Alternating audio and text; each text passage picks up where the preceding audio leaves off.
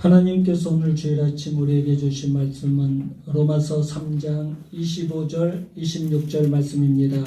한 목소리로 봉독하시겠습니다. 시작. 이 예수를 하나님이 그의 피로써 믿음으로 말미암는 화목제물로 세우셨으니 이는 하나님께서 길이 참으시는 중에 전에 지은 죄를 간과하심으로 자기의 의로우심을 나타내려 하심이니 곧 이때에 자기의 의로우심을 나타내사 자기도 의로우시며 또한 그 믿는 자를 의롭다 하려 하심이라. 아멘. 인간들은 아담의 범죄 이후로 멸망길을 가게 되었습니다. 스스로 구원할 수 있는 능력이 없기 때문에 너무나 절망스러운 처지에 놓여 있는 상태가 되어버렸습니다. 이제 죄인들은 지옥으로 죄 때문에 지옥으로 갈 수밖에 없는 상황이 되어버렸습니다. 그러면 하나님께서는 이렇게 절망에 빠져 있는 인간들을 어떻게 생각을 하셨을까요? 그래 꼴 좋다. 내 말에 불순종하더니 내가 선악과 따먹지 말라고 했는데 선악과 따먹지 말라고 하는 말씀 불순종하더니 그래 꼴 좋다. 그대로 망해봐라. 그대로 한번 당해봐라. 그렇게 하나님께서 말씀하시고 내버려 두셨을까요? 아닙니다. 절대 그렇지 않습니다. 오늘 본문을 보면 하나님께서 얼마나 사랑이 풍성하신 분이신지를 알 수 있을 것입니다. 하나님께서는 에스겔에게 내가 어찌 악인이 죽는 것을 기뻐할 수 있겠느냐라고 말씀하셨어요. 하나님께서는 죄에 빠진 인간들을 불쌍히 여기십니다. 멸망당하는 것을 절대 기뻐하지 않으십니다. 어떻게 보면요, 하나님께 이제 심각한 고민이 생긴 거예요. 전능하신 하나님께서 고민하신다는 것이 말이 안 되는 것 같지만, 그러나 이 내용을 들으면 정말 하나님께서 우리 인간을 구원하시기 위해서 많은 고민을 하셨구나라는 생각이 들 수밖에 없을 것입니다. 죄인들을 그냥 내버려 두다니 너무나 불쌍하고 또 구원하자니 다른 길이 없었던 거예요. 그래서 고민하신 것 같다는 말씀을 드리는 겁니다. 저는 하나님께서 이 두 가지 문제를 놓고 특별히 고민하셨다는 생각이 듭니다. 먼저 사람들을 구원할 수 있는 다른 길이 없을까라는 문제입니다. 지금까지는 무엇을 통해서 구원받을 수 있는 길을 주셨습니까? 율법이죠. 율법을 행하면 살 수 있는 길을 주셨습니다. 다시 말하면 하나님께서 인정하시는 선을 행하면은 인간은 구원해 주신다는 그런 길이 있었습니다. 그런데 수천 년 동안 보니까 인간들이 율법을 지키는 인간은 하나도 없었습니다.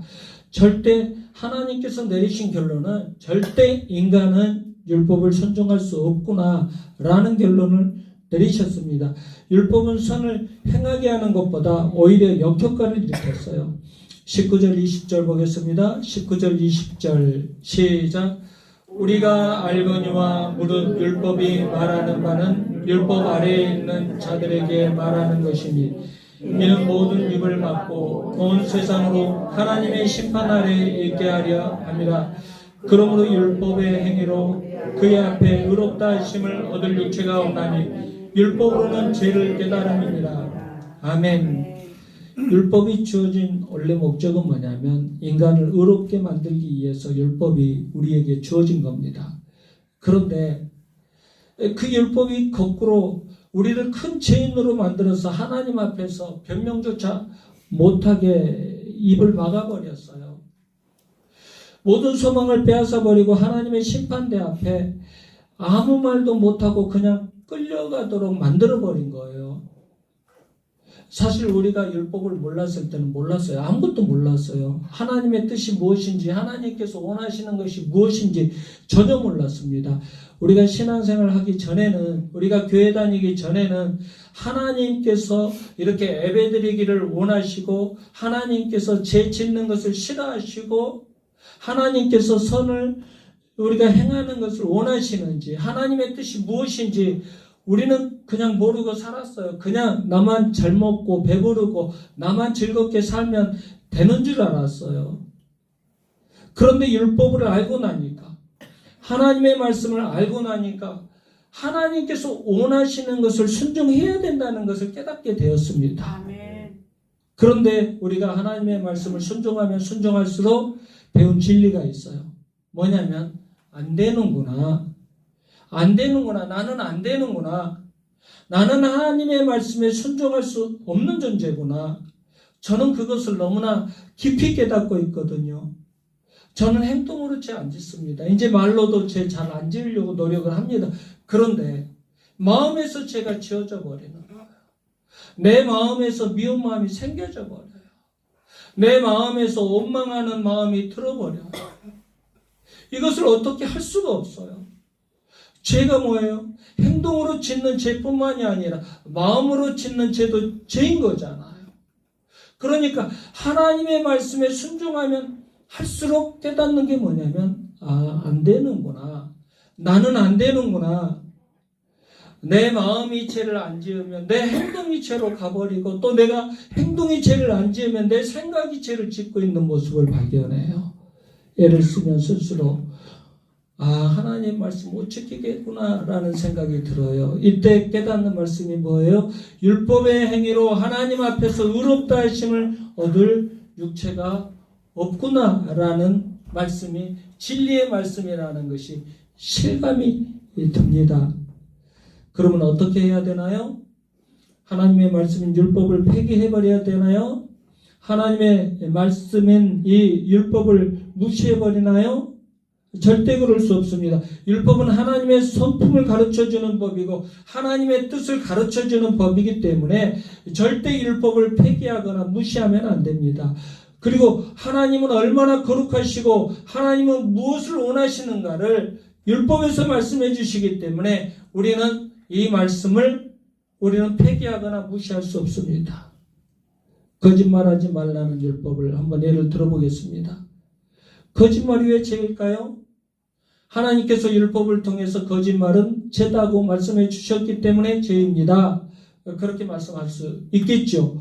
당연합니다. 맞는 말씀입니다. 그런데 우리는 이제 하나님을 깊이 알아갈수록 더 하나님을 깊이 알아가야 됩니다. 한 걸음 더 깊이 들어가서 이 거짓말이 죄라는 것을 우리는 더 깊은 의미로 생각을 할 수 있어야 됩니다. 하나님 당신이 거짓말을 할 수 없는 분이기 때문에 거짓말이 죄라는 사실을 알아야 됩니다. 그러니까 거짓말을 하면요, 거짓말할 수 없는 하나님에 대한 공격이라는 것을 아셔야 돼요. 거짓말은 하나님의 거룩하신 본성을 공격하는 것이 되는 겁니다. 거짓말은 하나님은 거룩하신 분인데 하나님의 자녀인 내가 거짓말을 한다는 것은 하나님의 말씀에 불순종하는 것이고 그것은 곧 하나님을 대적하는 것이고 하나님을 모욕하는 행위라는 것을 아셔야 돼요.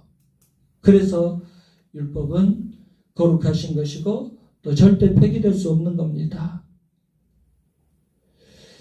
하나님 앞에서 율법을 범하는 것은 하나님을 거역하는 것과 마찬가지라는 것을 아시기 바랍니다. 하나님 입장에서는 인간이 지키지 못한다고 해서 율법을 폐기하는 것은 불가능합니다. 그러면 당신의 거룩성을 포기하는 것이 되기 때문에 그렇습니다. 그래서 하나님께서는 율법을 그대로 살려놓으신 채 절망 가운데 빠져있는 사람들을 구원하는 다른 길을 찾으신 거예요. 율법을 완전히 지키지는 못하지만 죄인들을 구원할 수 있는 길을 찾으신 거예요. 두 번째 하나님의 고민은 뭐냐면 그러면 죄인들을 구원하는데 당신을 어떻게 정당화시킬까? 하나님 당신의 거룩성이 손상되지 않는 당신의 정당성을 찾아야 되는 겁니다.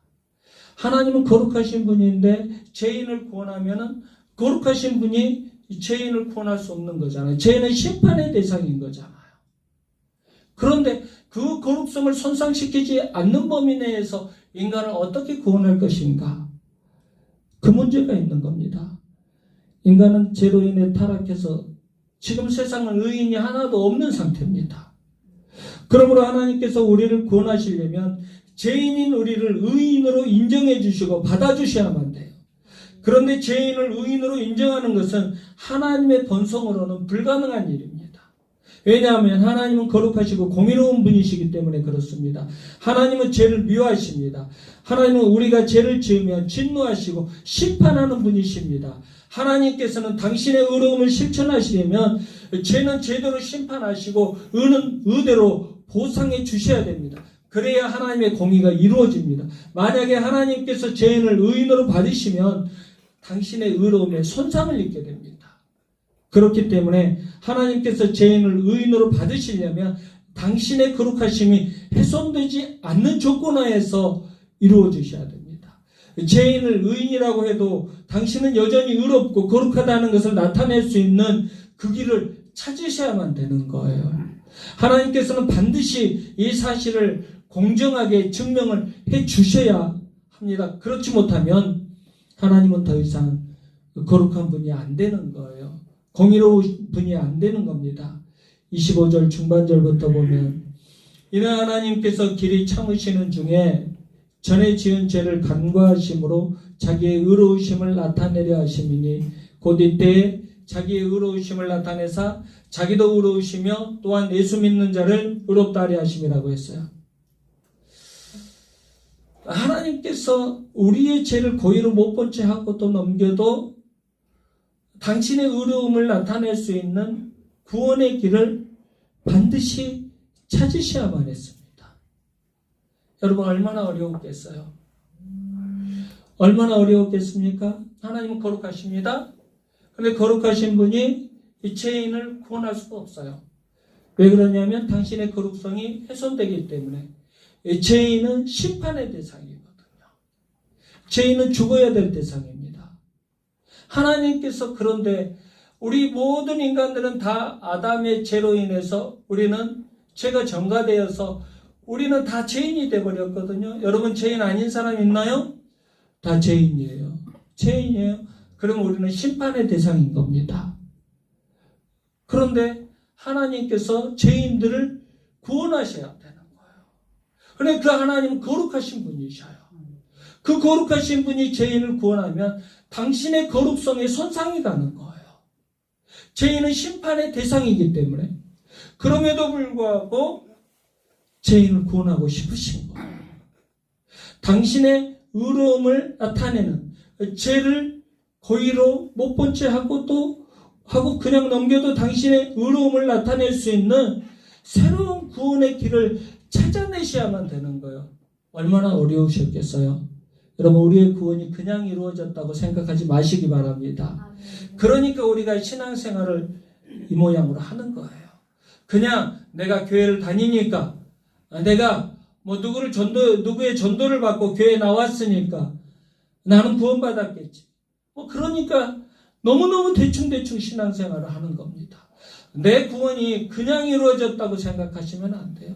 얼마나 하나님께서 많은 고민을 하셨는가, 많은 갈등을 하시고 우리를 구원해 주셨는가를 생각할 수 있어야 됩니다. 하나님은요, 당신의 의로움도 증명하셔야 되고 죄인인 우리도 의로운 자로 인정받을 수 있는 길을 찾고 계셨어요. 여러분 얼마나 어려우셨겠어요. 그 하나님의 마음을 좀 헤아려 보시기 바랍니다. 하나님 입장에서 보면은요, 우리를 구원하는 것 결코 쉬운 일이 아니었다는 것을 알 수 있어요. 여러분 정말 제발 우리의 구원이 그냥 너무 쉽게 이루어졌다고 생각하지 않기를 바랍니다. 하나님은 전능하신 분이시기 때문에 우리를 그냥 구원할 수 있는 거지 그것도 못하냐? 이런 식으로 생각하지 않기를 바랍니다. 그렇게 생각하니까 우리가 감사하지 못하는 거예요. 하나님께서 죄인을 구원하는 것은 하나님께 있어서 가장 어려운 일이었어요. 하나님 사역에 있어서 가장 어려운 일이 우리 죄인들을 구원하는 것이었어요. 당신의 모든 지혜와 능력을 동원하지 않으면 안 되는 일이 우리를 구원하는 일이었어요. 하나님께서는 결국 두 가지의 문제. 먼저 죄인들을 구원할 수 있는 다른 길은 없을까? 이 문제와 두 번째, 죄인들을 구원하기 위해서 당신을 정당화할 수 있는 문제, 거룩하심의 손상을 입지 않는 문제, 이 두 가지 문제를 동시에 해결하십니다. 그리고 새로운 길을 내놓으셨어요. 우리가 쉽게 구원받고 동시에 하나님의 거룩성에 전혀 손상가지 않는 새로운 길을 내놓으셨어요. 그 길이 무엇일까요? 그 길이 무엇인가요? 예수 그리스도의 십자가의 길입니다. 예수 그리스도를 믿는 믿음으로 구원을 받는 길을 하나님께서 제시하셨습니다. 24절, 21절 상관절에 뭐라고 하나요? 이제는 율법에 하나님의 한 의가 나타났다. 율법으로 구원받을 수 있는 길을 주셨는데 수천 년 동안 보니까 인간들은 율법으로 구원을 받을 수가 없어요. 율법을 지킬 수 있는 인간 한 사람도 없는 거예요. 그래서 하나님께서 율법 외에 새로운 길, 새로운 하나님의 의, 새로운 구원의 길을 열어주셨는데, 이전에는 율법을 지켜야 구원의 길이 열렸는데 이제는 새로운 길이 열렸다는 거예요. 율법에 나타난 새로운 길이 열렸다는 겁니다. 이 말은 율법을 폐기한다는 뜻이 아니에요. 율법과 관계없이 우리가 의롭다고 인정받을 수 있는 새로운 길이 열렸다는 거예요. 한마디로 구약의 시대가 종결되고 신약의 시대가 열렸다는 것입니다. 옛 언약은 폐하고 새 언약으로 하나님의 은총을 입은 복음의 시대가 열렸다는 거예요. 행함으로 구원받는 율법 시대에서 이제는 믿기만 하면, 예수 그리스도를 믿기만 하면 구원받는 복음의 시대가 열렸다는 것입니다. 예수님 믿고 구원받는 이 길을 구약시대 사람들도 알았어요. 알기는 알았지만 애매하게 알았습니다. 소수의 선지자들만 알고 있었습니다. 로마서 4장을 보면 아브라함의 믿음을 이상적인 믿음이라고 설명하고 있거든요. 그리고 하박국서에 의인은 믿음으로 말미암아 살리라고 했어요. 하박국 선지자가 믿음으로 구원을 받는다고 이미 예언을 했습니다. 바울은 믿음으로 구원받는다는 이 로마서의 주제를 하박국서에서 인용을 한 겁니다. 그렇기 때문에 이 구원의 길은 그냥 막연히 갑자기 생긴 것이 아니라는 것을 알 수 있어요. 오랫동안 율법과 선지자들이 증거한 복음이라는 것을 알 수 있습니다. 그래서 바울은 21절 하반절에서 이 구원의 복음은 율법과 선지자들에게 증거를 받은 것이다 라고 한 것입니다. 이 구원의 복음은 지금 신약의 시대에 와서 생긴 것이 아니라 율법과 선지자들에게 증거를 받은 것이다 라고 한 거예요. 그러면 우리를 위해 열어놓으신 새로운 구원의 길이 무엇일까요? 구체적으로 살펴볼게요. 22절 읽겠습니다. 22절 시작. 곧 예수 그리스도를 믿음으로 말미암아 모든 믿는 자에게 미치는 하나님의 의인이 차별이 없느니라. 아멘.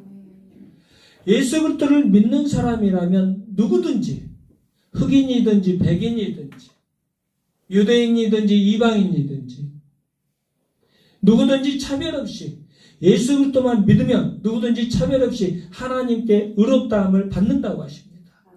율법을 얼마나 잘 지켰는가, 율법을 얼마나 안 지켰는가의 문제가 아니라 그것과 관계없이 믿음 하나로 하나님께 의롭다라고 인정받는 길이 열렸다는 거예요.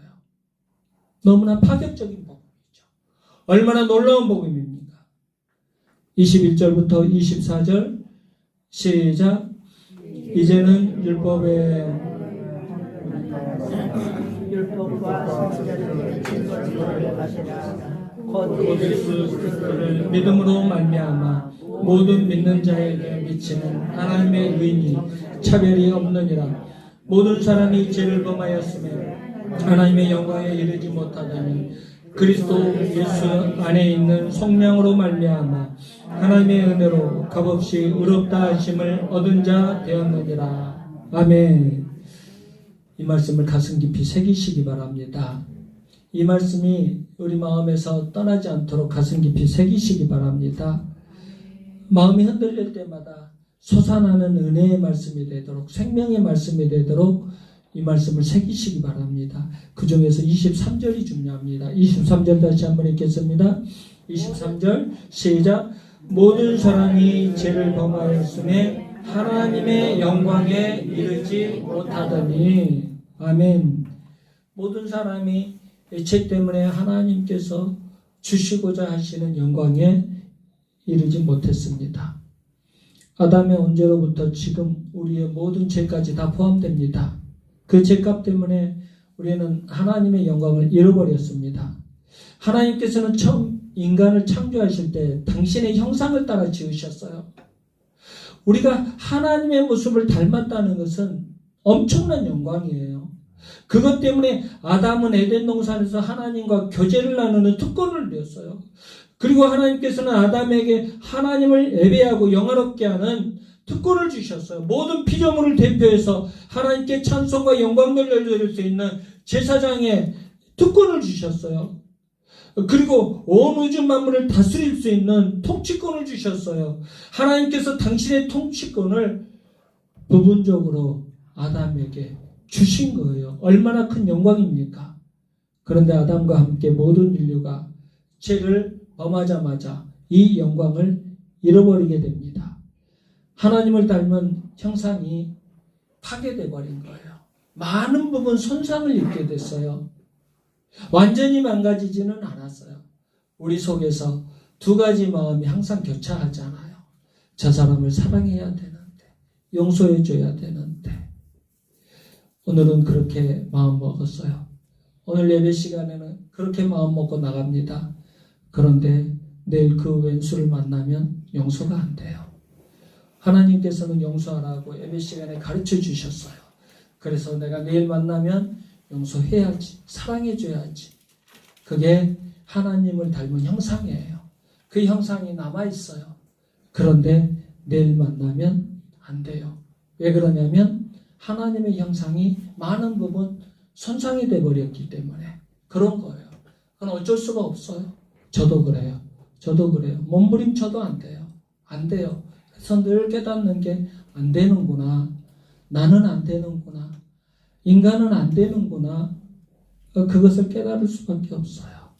그래서 하나님과 교제하는 이 특권을 빼앗겨서 에덴 동산에서 인간은 쫓겨나고 말았습니다. 그러나 하나님께서 우리가 상실한 영광을 다시 회복시켜 주시려고 하셨습니다. 그게 뭐냐면 바로 구원이에요. 그것이 구원이에요. 이 구원을 위해서 사용하신 방법이 뭘까요? 예수 그리스도를 화목제물로 삼으신 것입니다. 25절 다 같이 읽겠습니다. 25절 시작. 이 예수를 하나님이 그의 피로써 믿음으로 말미암는 화목제물로 세우셨으니 이는 하나님께서 길이 참으시는 중에 전에 지은 죄를 간과하심으로 자기의 의로우심을 나타내려 하심이니. 아멘. 하나님께서는 예수 그리스도의 피를 화목제물로 삼으시고 누구든지 예수님만 믿으면 당신과 화목할 수 있는 길을 열어주셨다는 거예요. 그의 피는 십자가에 못 박혀 죽으신 예수 그리스도의 생명을 말하는 거예요. 동시에 하나님께서는 당신의 거룩함과 공의를 손상시키지 않으시면서 우리를 의인으로 받아주실 근거를 마련하신 거예요.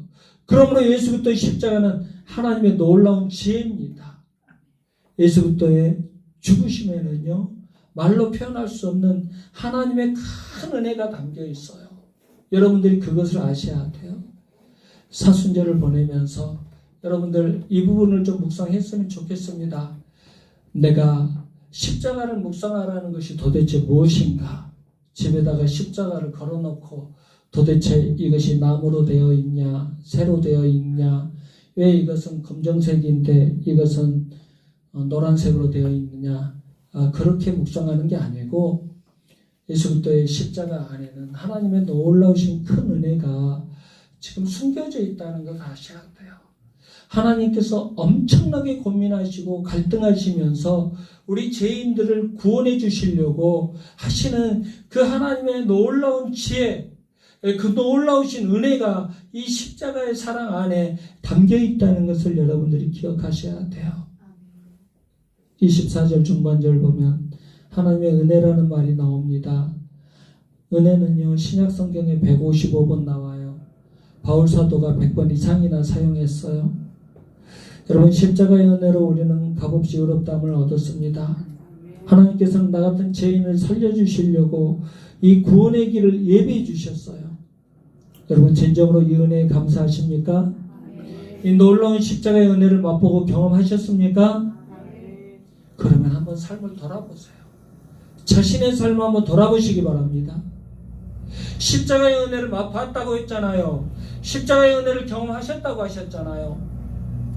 그러면 자신의 삶을 한번 돌아보세요. 정말 십자가의 은혜를 경험한 사람처럼 살고 있는지 한번 돌아보시기 바랍니다. 정말 예수 그리스도의 십자가의 은혜를 맛본 사람처럼 그렇게 살고 있는지 한번 돌아보시기 바랍니다. 아멘. 십자가의 은혜를 받은 사람답게 겸손하게 예배하는 성도들 되시기 바랍니다. 십자가의 은혜를 주신 예수님께 보답하는 삶을 살아가시기 바랍니다. 이것이 우리의 목적이고 과제라는 것을 분명히 깨닫고 승리하시길 주님의 이름으로 축원합니다. 기도하겠습니다. 우리를 사랑하신 하나님, 진심으로 감사드립니다. 하나님, 지금까지 우리가 구원받은 것을 그냥 우연히 어떤 사람이 전도했기 때문에 내가 그냥 교회 다니는 것으로 내 구원이 이루어진 것으로 생각을 하고 교회만 왔다 갔다 하는 신앙생활을 했습니다. 그러나 공의와 사랑의 하나님은 우리를 구원하시기 위해 많은 고민과 갈등을 하셨다는 것을 오늘 말씀을 통해 깨달았습니다. 죄 없으신 예수 그리스도를 십자가에 죽게 하셔서 하나님의 공의에 손상을 입지 않으시고 그 죄인들이 의롭게 되어 구원받는 길을 만들어 주셨습니다. 그리고 예수님께서는 하나님 아버지의 명령에 순종하여 멸시천대 받으시면서 십자가에서 죽으심으로 하나님의 사랑을 이루어 주셨습니다. 그런데 우리는 우리의 삶을 돌아보면 진정으로 감사하지 못하고 살았다는 것을 압니다. 아버지 하나님 불쌍히 여겨 주시옵소서. 아버지 하나님 도와주시옵소서. 예수님의 십자가의 사랑 감사하게 하여 주시옵소서. 인간의 사랑만 생각해도 인간이 우리에게 돈 10만 원만 봉투에 넣어줘도 돈 100만 원만 그냥 줘도 그 사람에게 우리는 얼마나 감사하면서 사는지 모릅니다. 그 사람은 아버지 내 인생의 특별한 사람처럼 생각이 듭니다. 그런데 예수님은 십자가에서 죽기까지 우리에게 은혜를 베풀어 주시고 그 은혜로 우리를 구원해 주셨는데 우리는 진정으로 감사하지 못하고 살아가고 있습니다. 예배생활 하나도 승리하지 못합니다. 아버지 하나님 불쌍히 여겨주시옵소서. 도와주시옵소서. 이 놀라우신 십자가의 은혜에 감사하며 살 수 있는 힘을 주시옵소서. 십자가의 은혜를 받은 자답게 겸손하고 진실하게 하나님을 찬양하며 예배하며 살아가도록 우리를 축복하여 주시옵소서. 예수 그리스도의 귀하신 이름으로 기도드리옵나이다. 아멘.